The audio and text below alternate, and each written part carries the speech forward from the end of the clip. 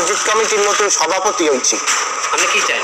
আমার আগে যে এই মসজিদের সভাপতি ছেলে সে ব্যাপক টাকা কামাইছে, আমিও এর নাম টাকা কামাইতে চাই, এই আপনি পরামর্শ দেবেন।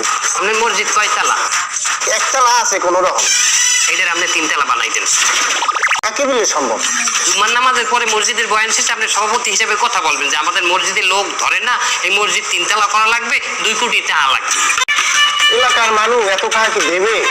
এলাকার মানুষ আগে দেবে কেন? আগে আমনে টাকা দেবে। আমি এখানে কি টাকা দিতে আইছি? আমি এখানে কি কামাইছি? এই নিয়ে আপনার বুদ্ধি শর্ট। আপনি বলবেন 2 কোটি টাকা লাগবে মসজিদের সভাপতি হিসেবে, আমি আল্লাহর রাস্তায় 20 লাখ দিলাম।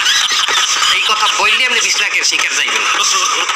তারপরে দেখবেন আপনার উপরে বিশ্বাস করে টপাটপ টাকা আইবে। এতে মানুষ যখন আমার কাছে 2 কোটি টাকার হিসাব চাইবে তখন ওই হল কি সভাপতিত্ব সাইডে দেবেন আর একটার উপর চাপাই দেবেন, হিসাব অর্ডার দিয়ে মানুষ নেবে।